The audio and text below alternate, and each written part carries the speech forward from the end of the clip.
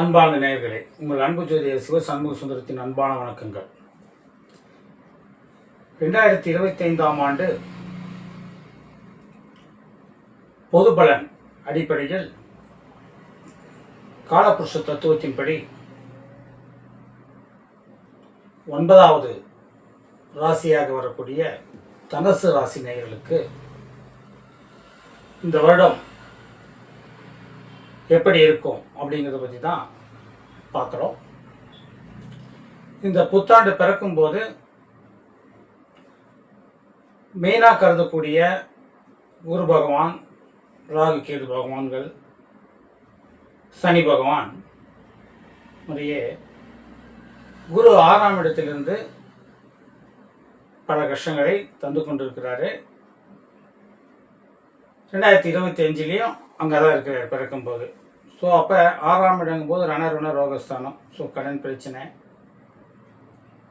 வியாதி, மன சஞ்சலம், குழப்பம், வீண்பழி இதெல்லாம் இருந்துகிட்ருக்கும். கவலைப்பட வேண்டாம். அதே போல் 4ஆம் இடத்துலேருந்து ராகுவால் தாய் வழியில் பிரச்சனை, தாய் வழி சொந்தங்களால் பிரச்சனை, மாதுக்களால் பிரச்சனை, பெண்களால் பிரச்சனை, வாங்கிய நிலத்தில் பிரச்சனை, கட்டப்போக வீட்டில் பிரச்சனை, இந்த மாதிரி பல விதமான சங்கடங்களை சந்திச்சிட்ருக்குறோம். சனி பகவான் மட்டும்தான் உங்களுக்கு 3ஆம் இடத்துலேருந்து 7 சனிலேருந்து விலகி நல்ல பலனை கொடுத்துட்ருக்குறார். இப்போ இந்த 2025 என்ன மாற்றம் ஏற்படும் அப்படின்னு பார்த்தீங்களா, குரு பகவான் 6ஆம் இடத்துலேருந்து 7ஆம் இடத்துக்கு போகிறார் மே மாதம். அப்போ மே மாதம் வரைக்கும் நீங்கள் எல்லா விஷயத்துலையும் பொறுமையாக இருக்கிறது நல்லது. அதுக்கப்புறம் உங்களுக்கு ஒரு பொற்காலமான சூழ்நிலையை இந்த குரு பகவான் ஏற்படுத்தி கொடுக்குறார். என்ன காரணம்னா, உங்கள் வீட்டுக்கு 7ஆம் இடத்துல போய் குரு அமர்ந்து தான் சொந்த வீட்டை பார்க்குறார், தனுஷை. அப்போ உங்கள் வீட்டை பார்க்கும்போது குரு இருக்கிற இடத்தை விட பார்க்குற இடத்துக்கு பலன் அதிகங்கிற மாதிரி உங்கள் வீட்டை பார்க்கும்போது எல்லா விதத்தில் இந்த கஷ்டங்கள் எல்லாம் நிவர்த்தி பண்ணி கொடுக்கறதுக்கு குரு தயாராகிறாரு. அப்போ மே மாதத்துலேருந்து உங்களுக்கு சுபிட்சமான ஆண்டாக இந்த 2025ஆம் ஆண்டு அமையும். ஏன்னா அவர் பார்க்கக்கூடியது உங்கள் வீட்டை மட்டும் பார்க்க போகிறது கிடையாது. அவர் பார்க்குற இடம் பார்த்தீங்களா, லாபஸ்தானத்தை பார்க்குறாரு.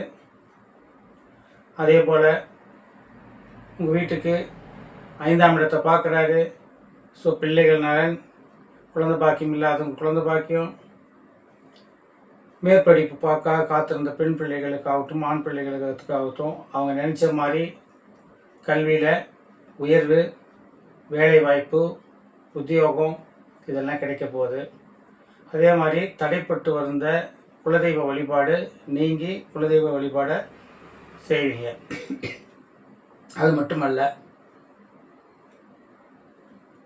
வெளியூர்களுக்கு போய் திவ்ய தேசங்களுக்கெல்லாம் போகக்கூடிய ஒரு அமைப்பை கண்டிப்பாக ஏற்படுத்தி கொடுக்கும் இந்த குரு பயிற்சி. 5ஆம் இடம் உங்களுக்கு செவ்வாய் வீடாக இருக்கிறதுனால முருகர் வழிபாடு பண்ணுங்கள். இன்னொரு விஷயம் என்னென்னா, தனுசு குருவுடைய வீடாக இருக்கிறதுனால சிவஸ்தலங்களுக்கு போய் வழிபாடு பண்ணுங்கள். அது ரொம்ப ரொம்ப ரொம்ப ரொம்ப சிறந்தது. உங்களுக்கு வரக்கூடிய பிரச்சனைகள் எல்லாமே தலைக்கு தலைப்பாயோட போச்சுங்கிற மாதிரியான ஒரு கால சூழ்நிலையை இந்த குருவால் நீங்கள் அடைவீங்க. ஏன் இதை நான் வரேன் அப்படின்னு பார்த்தீங்களா, மார்ச் மாதம் உங்களுக்கு 3ஆம் இடத்தில் இருக்கக்கூடிய சனியானவர் 4ஆம் இடத்துக்கு அர்த்தாஷ்டம சனியாக மாறுறாரு. அப்போ அர்த்தாஷ்டம சனியாக போகும்போது 7 சனியில் நம்ம என்ன கஷ்டப்பட்டோமோ, அஷ்டம சனியில் என்ன கஷ்டப்பட்டோமோ அதை எல்லாம் சேர்த்து ஒன்றா இந்த அர்த்தாஷ்டம சனியில் பார்ப்பாங்க. அர்த்தாஷ்டம சனிங்கிறது 4ஆம் இடம். 4ஆம் இடங்கிறது மண், மனை, வண்டி, வாகனம், பொன் பொருள், மகளிர், பெண், தாயார், இது சம்பந்தமான விஷயங்கள் தான் அந்த 4ஆம் வீடு. அப்போ இந்த சம்பந்தப்பட்ட விஷயங்கள் எல்லாத்துக்குமே ஒரு இடைஞ்சலை கொடுக்கக்கூடிய மாதிரி இந்த சனி பயிற்சியானது உங்களுக்கு அமையிருக்கும். அப்போ மண் வகையாகட்டும், பொன் பூமி வகையாகட்டும் எல்லா விஷயத்துலையும் நீங்கள் சிந்திச்சு செயல்படணும். ஒரு பொருள் வாங்குறதா இருந்தாலும் சரி, ஒரு பொருள் விற்கிறதா இருந்தாலும் சரி, ஒரு நிலம் விற்கிறதா இருந்தாலும், வாங்குறதா இருந்தாலும், கட்டுறதா இருந்தாலும் எச்சரிக்கையோடு செயல்படணும். எதையும் நிதானித்து யோசனை பண்ணி செய்யுங்க. ஏன்னா முடியுமா முடியாதான்னு. ஏன்னா கட்டுற வீடாக இருந்தால் பாதியில் நின்றுட போகுது. ஏன்னா சனியனுடைய ஆதிக்கம் பார்த்திங்கன்னா 2 வருஷம் ஒரு வீட்டில்.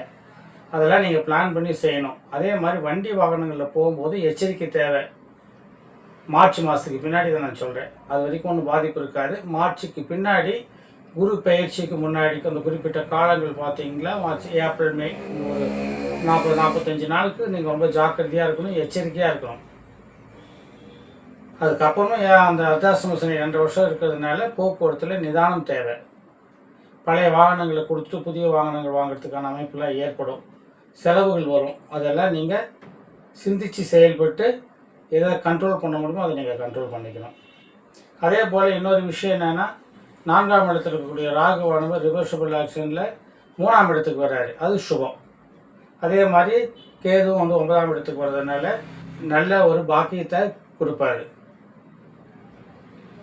தடைப்பட்டிருந்த திருமணம் ஏதாவது இருந்ததுன்னா, வயதுக்கு அதிகமாகி கல்யாணம் ஆகாமல் இயங்கிட்டு இருக்கவங்களுக்கு, இல்லை வரன் பார்த்துட்டு இருக்கவங்களுக்கெல்லாம் இந்த குரு பயிற்சி ஆகட்டும், இல்லை இந்த ராகு கேதுடைய பயிற்சி ஆகட்டும், ஒரு நல்ல பலனை உங்களுக்கு அமைச்சு கொடுப்பாங்க. நல்ல வரன் கிடைக்கும், திருமண அமைப்பு ஏற்படும், குழந்தை பாக்கியெல்லாம் கிடைக்கும்.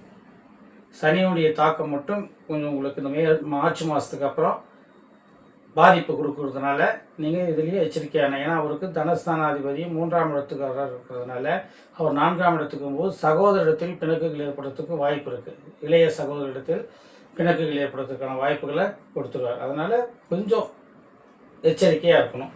சனிக்கிழமையில் சனி பகவான் வழிபாடு செய்யுங்க. சிவஸ்தலத்தில் இருக்கக்கூடிய நவகிரகத்தில் போய் சனிக்கு விளக்கு போட்டுவாங்க. உங்களுக்கு இந்த சனியுடைய தொழில் இருந்தோம்னா இந்த 2025ஆம் ஆண்டு ஒரு சிறந்த ஆண்டாக, நல்ல ஆண்டாக அமையும். மே மாதத்துக்கு அப்புறம் நீங்கள் நினச்சபடி உங்களுடைய எண்ணம் போல் உங்களுக்கு எல்லாம் பிரகாசமாக அமையும். நன்றி நேயர்களே, வணக்கம்.